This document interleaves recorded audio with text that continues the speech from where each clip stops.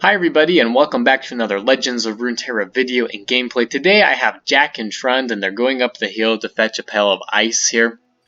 And Jack and Trund, we're running Jack the Winner in this deck, and he's basically the only card that we're running from Bilgewater, and he's kind of an interesting card here. He will create this fleeting card in hand called Sleep with the Fishes, and Sleep with the Fishes, you deal 2 to an ally, deal 2 to the enemy Nexus, so it's just extra damage. He's not the best, I guess, card in the world right now just because of how the meta is. There's a lot of healing going around. There's like Hush, so like you can kind of suppress their abilities and pick them off, and so he's not the best card, but I fit him into this troll deck because of how his ability works. So yeah, we are generating this card that's dealing 2 damage, and so because of that, all these trolls basically have regeneration properties that are going to help them heal from the damage that we do to them with Jack the Winner's card. So we got Troll Ravager, we got Braum, we've got Augur of the Old Ones, who could potentially, grant regeneration and has it himself, but we want to give that to Tarkaz the Tribeless and Jack the Winner, the overwhelm and regeneration ability when we see an 8 cost card here. We're also running 2 Scar Mother Vrina. Now I know she's already got overwhelm, but she's a super powerful card as it is, and she's got 8 health. And so if you do end up granting her with the regeneration from Augur of the Old Ones, it can go a long way to dealing a ton of damage to people. And Hush, we can minimize the effects of Hush simply because she's got 8 health, so really you need a huge unit in order to take her out, even if they do Hush her. So we can kind of mitigate that ability just a little bit, the Hush. Alright, so in this deck then, we need to have Behold cards for Augur of the Old Ones and for Troll Ravager, and that comes in the form of 3 Battle Fury and 3 ICEQUAKE. Both of these cards just synergize really well with the regeneration and the overwhelm abilities. We can really capitalize on that and get our units really buff, make it so that they can't die because they have the regeneration, just power through the enemy. Alright, so this is a mana ramp deck, and because of that, we're also running a full set of Catalyst of Aeons. We're also running a full set of Warding Stones. We really want to get to the point where we can play our really expensive cards in order to win the game. Trundle as well is pretty important because if we don't draw our other 8 cost cards here, we've got Ice Pillar just for that Behold ability aspect. We can get Behold off for at least Augur of the Old Ones if we draw Trundle first, and then we'll just have to wait another turn to play Troll Ravager to get him that regeneration. Other than that, we really want to be kind of controlly here, so we're controlling our enemy if they're kind of aggro. We really want to be mulliganing for avalanches. We really want to be mulliganing for the Warding Stones and IceQuakes so that we can play this on turn 4 and just completely wipe out any opposition. I've had plenty of people surrender from one single IceQuake. It can be very detrimental to the enemy strategy. So just depending on what kind of deck you're going against, you really want to be mulliganing appropriately. It's really important for this deck. So yeah, aggro decks, you want IceQuake, you want Warding Stones on turn 3, IceQuakes on turn 4. If you're going against more of a control deck, you still want the Warding Stones. The IceQuakes and Avalanches really aren't as important. You really just want to be mana ramping. And so things like Avaros and Sentry are more important in that sort of style of play. The Avaros and Sentry is a somewhat important card because it does help us kind of draw cards and regenerate units.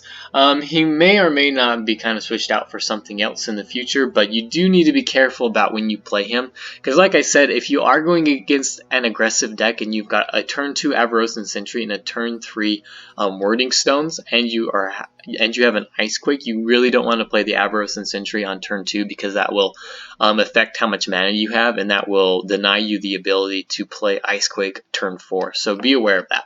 That's one, I guess, pro tip when you're playing a deck like this.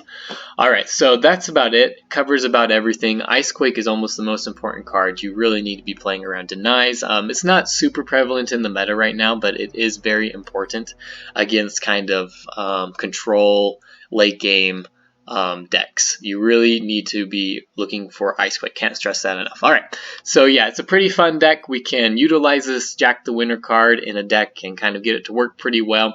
Use it as kind of a late game finisher if we need to and deal extra damage each round. If our overwhelms aren't going through and if they've got bulky units, we can use that swimming with the fishes just to get extra damage each turn. Alright, so that's about it for this video. If you enjoyed, don't forget to like and subscribe to the channel, and we will see you tomorrow. Thanks.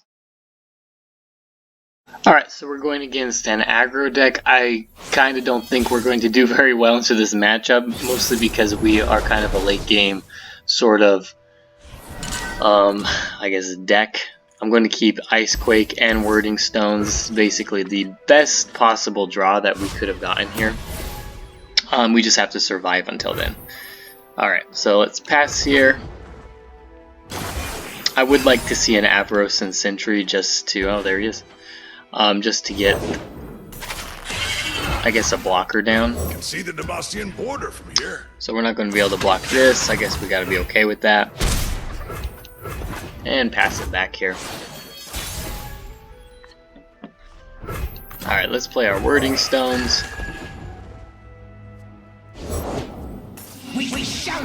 And we'll attack here. He may or may not block with the Arachnoid Orb.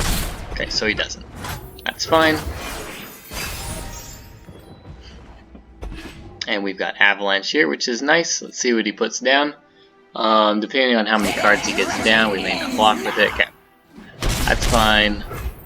And we are actually... Well, should I put down Trundle? Braum.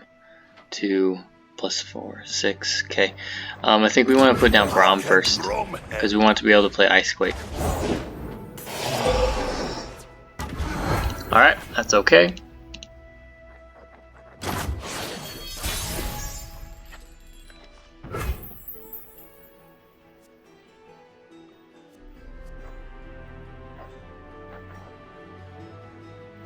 Safeguard our homes. Alright, I'm going to attack with my Avros and Sentry first, see if he blocks.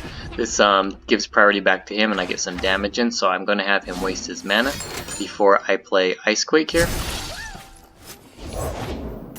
Okay, so he uses Doom Beast. He's got an Ephemeral, so he's not going to play that, so I'm just going to play my ICEQUAKE now and get rid of all of these cards.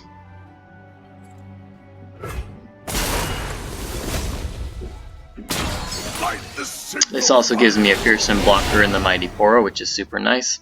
This is going to slow him down quite a bit here, see if he's got any more cards.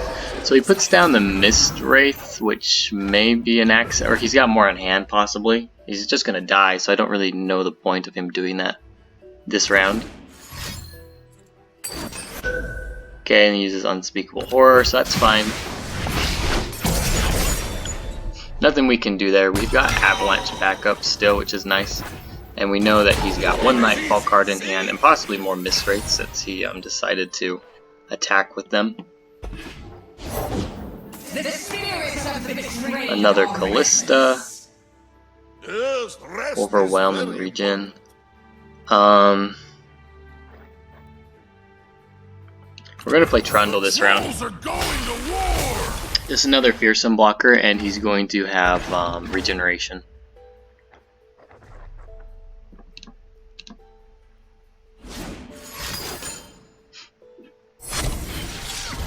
Alright, so he's summoning a Mist Wraith, so he's not going to be able to stop anything here. I'm going to block as much damage as I possibly can. Trundle has regeneration, which is nice, so he's going to get all of that back. Now we can play Tarkaz the Tribeless here.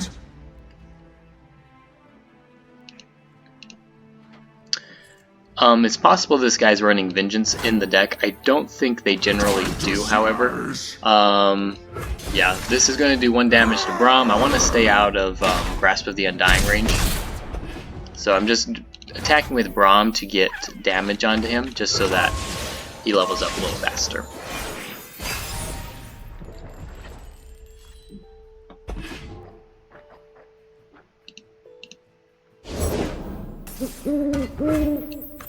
Alright, we're going to play our Ice Pillar here. Level up Trundle.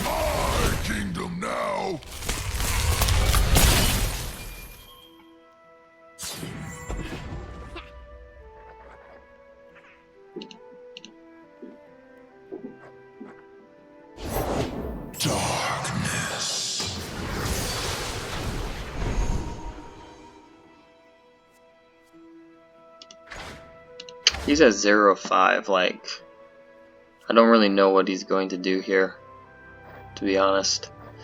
He's only got 3 cards left, so I'm thinking of potentially using ICEQUAKE just to get rid of the Nocturne. I could potentially kill my Braum if I do that. So maybe I'll just use the he's not going to be able to level up his Nocturne. I'm just going to play Augur of the Old Ones onto my Tarkaz the Tribalist here.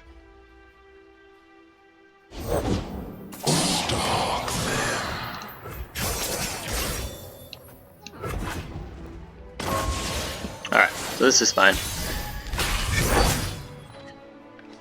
Got 2 Battle Furies now. We're just going to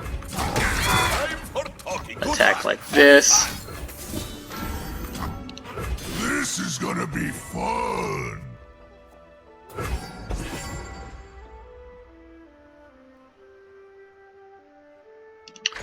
Give Battle Fury to Braum. This should level him up, and then if he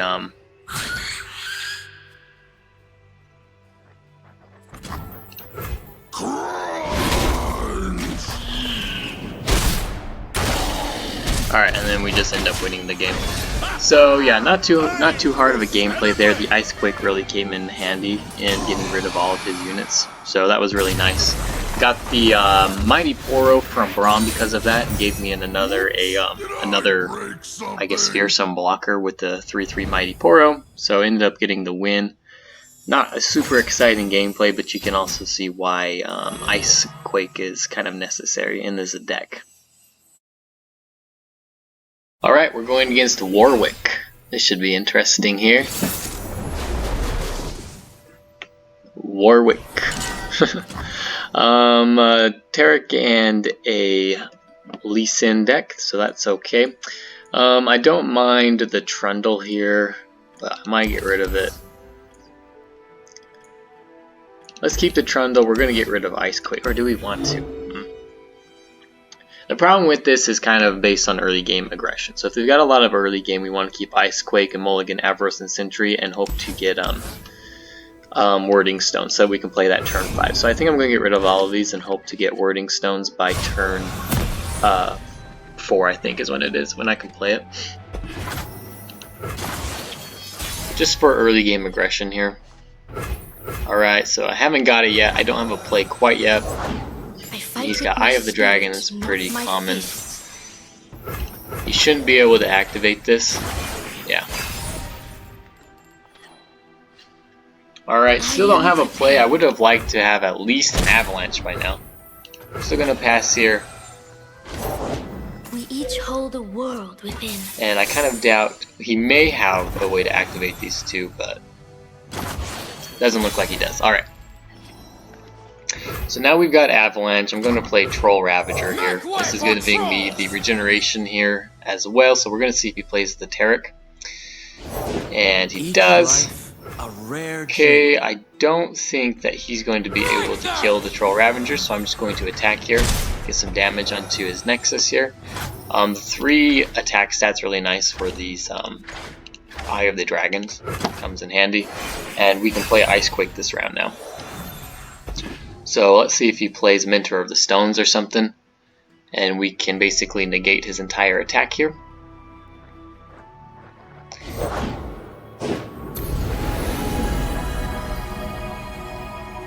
I'm trying to remember how many denies they run in this type of deck, because it is Ionia. There is a possibility that they have a deny, which is kind of scary, but it gets the deny out of them.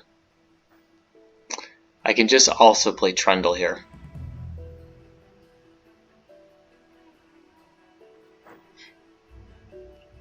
Burst speed spell. I think we're just going to play the Trundle. I think Trundle's kind of the safe move. Go to war! And we've got protection from Troll Chant still if he's got a way to buff up his units. Okay, so he's got a Crescent Strike stun. That's going to kind of hurt a little bit here, but I think it also puts him out of range for a lot of like other spells that he can use to buff his units. So we'll see what he's got. It is time. I am prepared. Pale Cascade. Never submit. Alright. Nothing we can really do about that, so we're just gonna pass. Breathe in, breathe out. And let's see, what can we do here? We got Augur of the Old Ones. We've got Scarmother Vrinna. I think we're gonna play Scarmother Vrinna, and we aren't going to attack. See if he's got Lee Sin.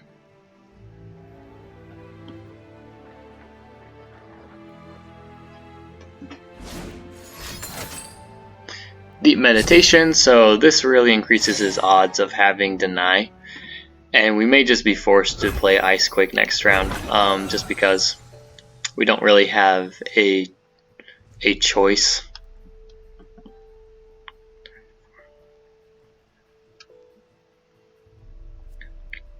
I haven't seen players use Will of Ionia with this deck either, so I don't think they're going to have Will. But can you float? Still going to pass here. Certainly try. And he doesn't get his Dragonlings, which is nice, and he's going to be forced to develop here. We really want him to play Lee Sin, because that puts him below the deny range. And that will be pretty detrimental for his attack here.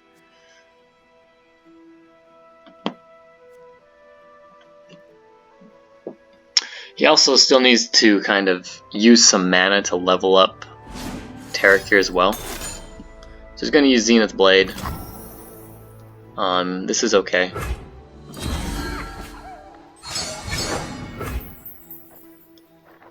And I'm still going to pass here, I believe. 1, 2, 3, 4. So the Tarek is going to level up. Still going to pass. I want him to play his unit.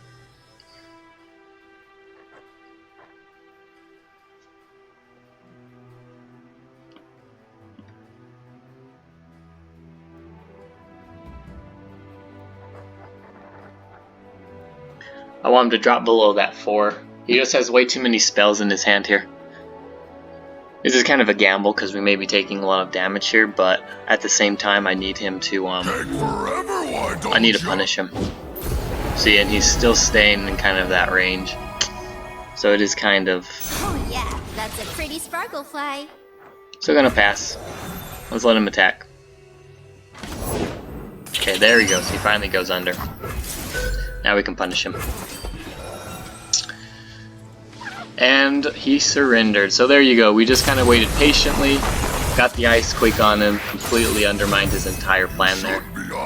It would have destroyed everything. So that's why he surrendered. It's a pretty powerful spell. You just have to work around kind of the counters to it, like Deny. And he was kind of forced to play cards there because my cards were big enough and had regeneration and just a lot of health, so he couldn't like power through them and deal a ton of damage.